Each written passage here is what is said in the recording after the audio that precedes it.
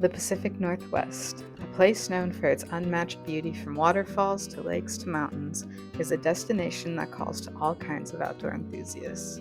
It is also the beginning of the end of our road trip up the West Coast. In this video, we explore Portland and the surrounding landscapes, hitting some of the most popular places in the PNW and uncovering some of the cultural treasures as well. This video has a little something for everyone, so stick around or check out the chapters below, and thanks for watching. Alright, it is now day 4 of our trip and we are leaving California and heading to Portland. This is my first time to Oregon, and so I'm really excited to see it and experience the Pacific Northwest. We are probably going to take our time today. We can't check into our Airbnb until 4 p.m. We're just going to take it easy.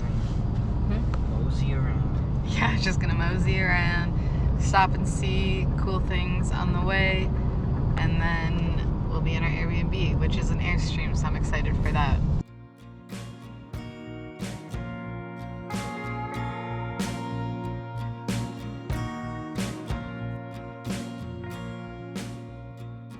Well, we've made it to our Airbnb, and this is it. It's just an Airstream in someone's backyard, but we're thinking of getting an RV in the future, so we're kind of pretending. It's really messy right now because we brought like everything in out of the car, because the less in the car when we're like downtown in Portland, the better. But it's not too bad. What do you think of it? It's good. It's got its flaws. We're about to go downtown. We're gonna hit up Powell's Books and the Toasted S'mores bar, which I think might just end up being overpriced, but that's part of the experience, isn't it?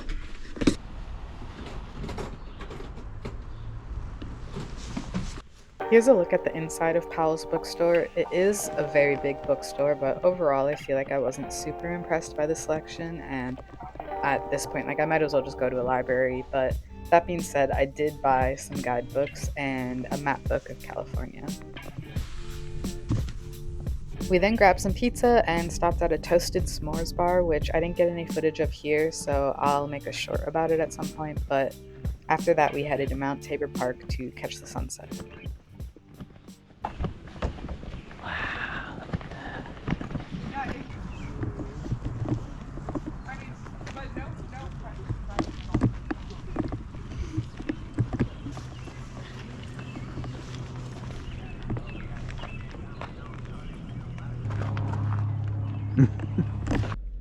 The next morning, we kicked off another day in the city by stopping at Voodoo Donuts and picking up a selection of donuts. I will link our taste test below, but overall the donuts we tried were good, but not amazing. It's not a place that I would return to on future trips. Like, it's not to die for. From there, we decided we wanted to try and get a view of Mount Hood, and a quick Google search said that Pittock Mansion was a great spot to try. I'll admit, we did not really pay attention to the history of the mansion, and we didn't do the tours they had because we were solely there for the mountain. So if you want to learn about this place, this is not the video for that. It's nice in the sun. It's cold everywhere else. I can confirm that this is a great spot to get a view of the city and of Mount Hood. We did have some clouds somewhat obscuring our view of the mountain, but we could just make it out, and if we had come here later in the afternoon, I think the clouds would have been completely cleared. Our next stop was to this oddity shop called Paxton Gate. We were really just trying to kill time before an afternoon tattoo appointment, but I love this shop and I actually wish we had more time in there, but we were too rushed to buy anything. This is also the last thing that we filmed that day. I forgot to film any of my tattoo, and afterwards we got some dinner with some family that lives nearby, so I also didn't record any of that. Good morning. This morning we are in the Columbia River Gorge. We're going to be checking out Multnomah Falls to start out, and then probably going to head to some other waterfalls, just kind of see how much hiking we get done today. Might head somewhere near Mount Hood, not sure, but this is pretty much just a full day of hiking and exploring the area. So we got to the falls at around 8 a.m., which got us there early enough to find a spot in the main parking lot. I definitely wouldn't want to get here any later than that because it was definitely starting to get busy when we started hiking. Yeah, so I think technically we could do like this loop.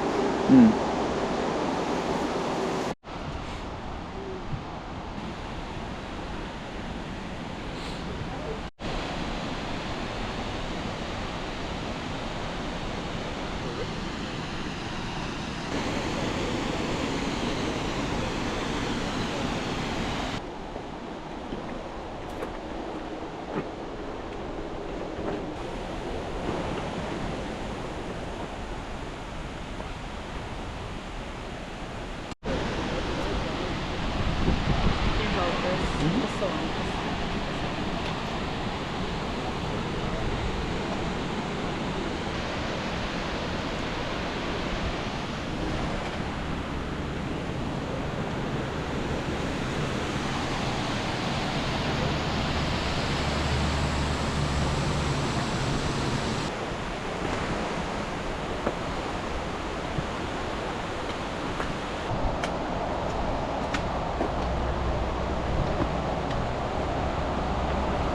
We decided to hike the loop that takes you to the top of Multnomah Falls and continues on past even more waterfalls and then brings you back down to the road at Wahkeena Falls.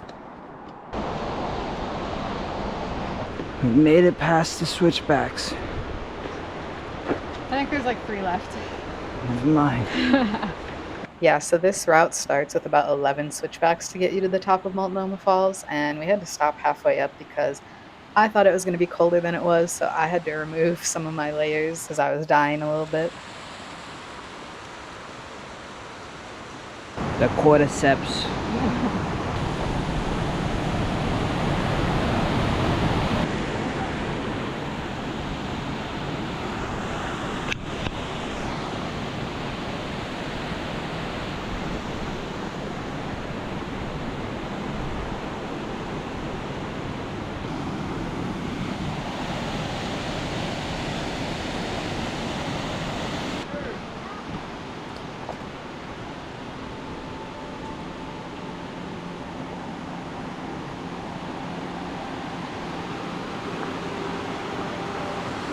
I definitely feel like this hike embodies the feeling of the Pacific Northwest. You know, it was cloudy and damp with moss and ferns and waterfalls everywhere.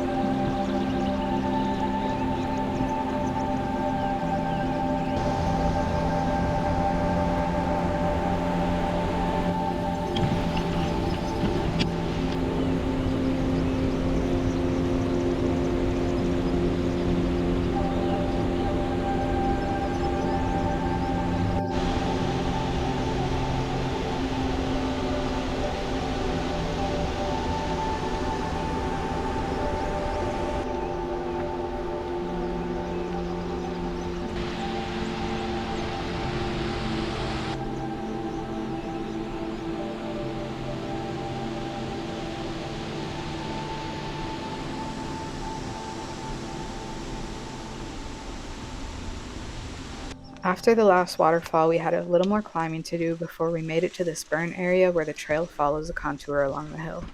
This trail was really great for getting away from the crowds below.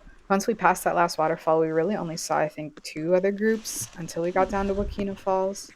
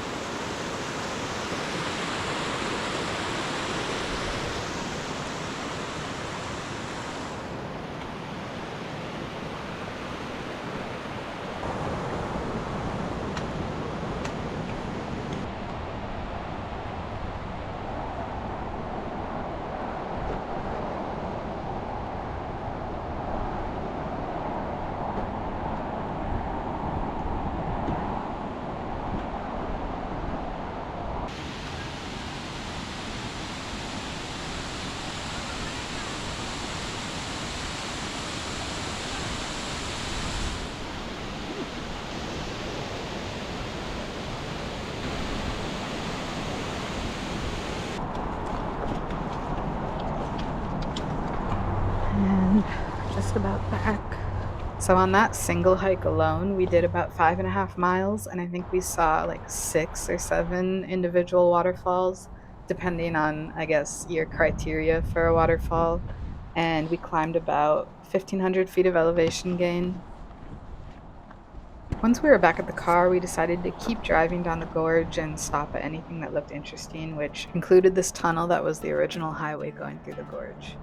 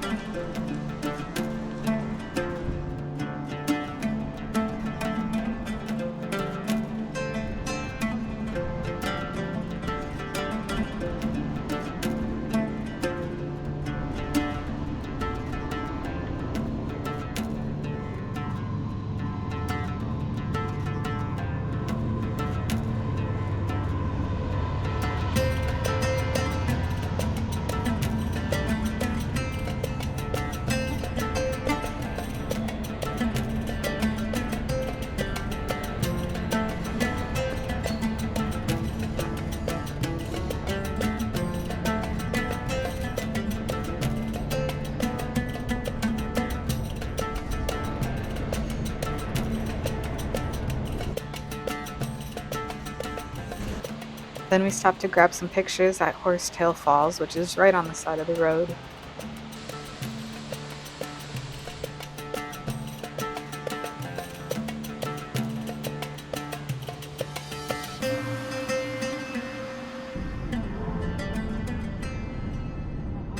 Alright, so it's the next day. We did end up finishing our hike yesterday, but our camera was just about dead, so I didn't get to kind of film the end. But we did about 5.5 miles. Obviously, you saw all the waterfalls along that hike alone. It was really beautiful. I'm really glad that we did it. We spent the rest of the day pretty much driving around. We tried to drive closer to Mount Hood. I'll show some of the footage that we got of that, but once we got up to a certain elevation, the clouds like completely blocked our view. And then we just went back to our Airbnb and hung out. It was really nice. Now we're about an hour east of Multnomah Falls. I thought I just heard something howling. But there's some petroglyphs that are pretty easy to see from right along this parking area. So we're gonna go check those out and show you guys. So let's go see them. Okay, so I think most of these rocks were actually elsewhere. They built a dam nearby and obviously flooded part of the gorge and some of the canyons, covering some of the rock art, but they saved some of these pieces and put them on display here. The ones that we're looking at are like the free ones that you can just pull up to and see, but there is a really famous one past a gate here that you need a tour guide to go see it, which we did not do. We weren't sure if we were gonna make it here on this trip or not, and so we didn't book the tour, which is fine. There's a lot of cool ones here.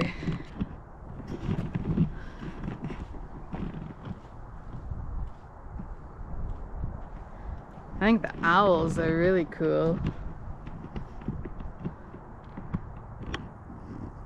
The bighorn sheep look pretty similar to ones I've seen before.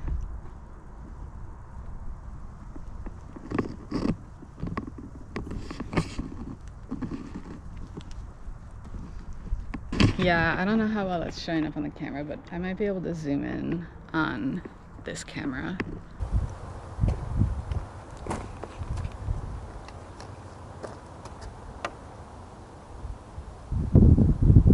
But there's one over here. Let me see that. This one looks really cool. This is my first time seeing like petroglyphs in this part of the world, so they're definitely different than what I'm used to seeing. But that's really cool. It's so interesting that like it's like a heart-shaped face, even though like a heart, you know, is a modern symbol. And obviously the context was not that, but I think it's cool that like they still came to draw that sort of symbol. Oh yeah, so this is the one I'm talking about, and this is it in its natural area in the canyon. Yeah, it used to be called Petroglyph Canyon. I think that's where there was a lot of them, and I don't think they moved all of them. I'm not really certain, We stopped at the Dalles Dam Visitor Center, and I was hoping they'd have a little more information on the petroglyphs, but they didn't really have anything. They had a book, but since we're not staying in the area for too long, I didn't want to spend the money on the book. But we might try and hit up an interpretive center on the way back too, so maybe they'll have some more information. But yeah, looks like they had Petroglyph Canyon with all of these different petroglyphs. Yeah, this one is so cool. And it's right there. I really wish we could do the tour, but that's okay. Miller Island. I don't know where that is. I don't know the area well enough. And like I said, I wasn't sure we were gonna be here, so I didn't do a ton of research on this spot. I just know that they moved the petroglyphs when they built the dam.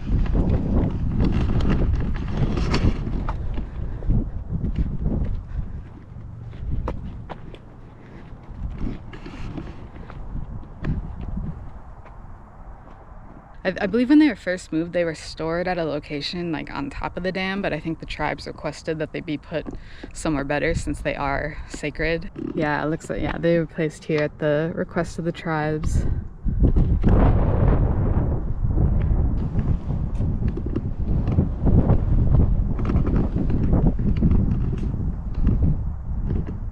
Man, I will never understand people who vandalize the petroglyphs. Maybe they did move all of them then. I don't know why they would, you know, save some and not the others. But also, you know, it could just be like a resource problem. They used laser technology to restore damaged petroglyphs.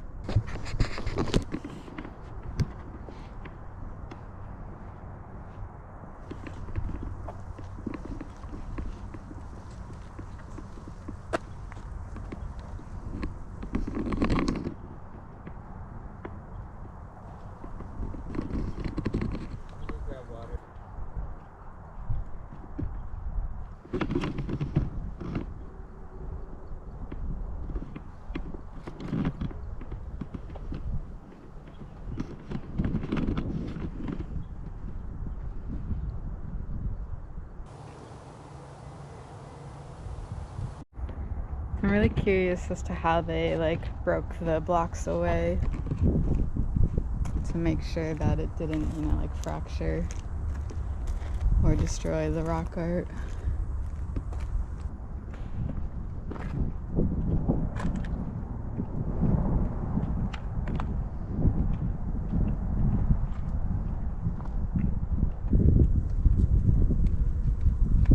Oh, I guess this kind of explains it.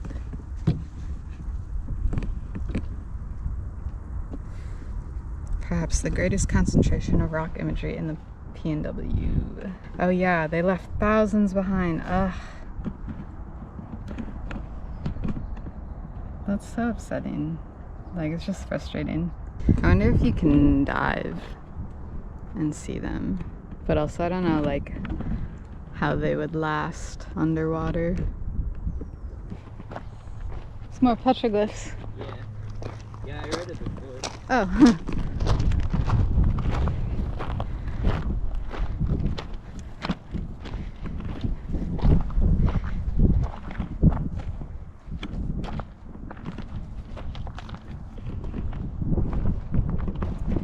It's like another heart-shaped one.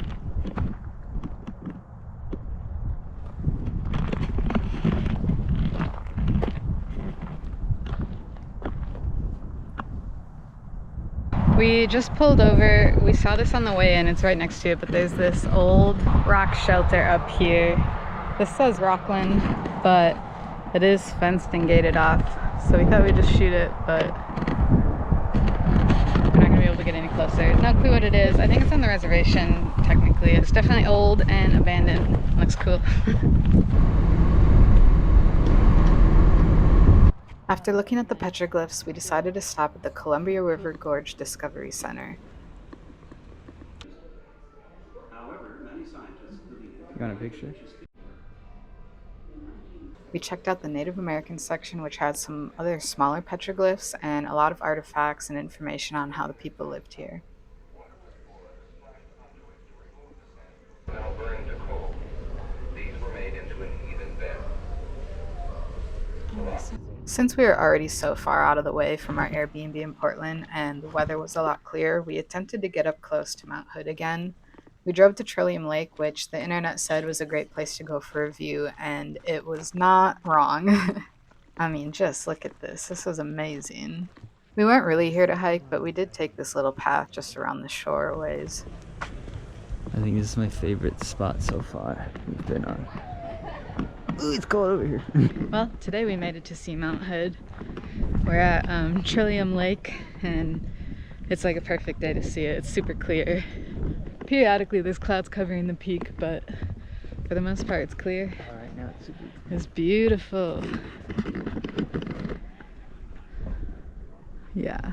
I'm really glad we got to see it like this before leaving. What do you think? I like it, Picasso.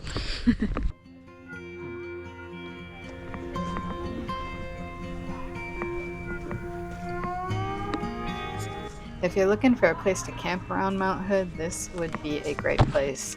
They also have kayak rentals. I'm sure you can fish if you want to as well. And the ducks definitely aren't shy. I think they're very used to being fed by people.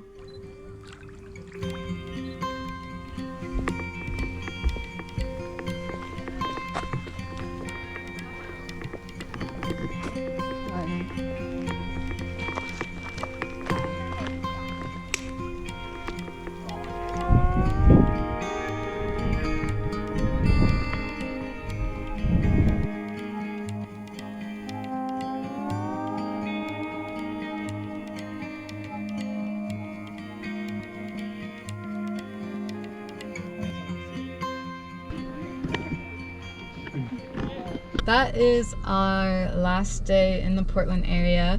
Tomorrow we will drive to Seattle and stop at Mount St. Helens on the way, do a hike there with a view, and then off to Seattle where we'll see Rainier and Olympic and our friend.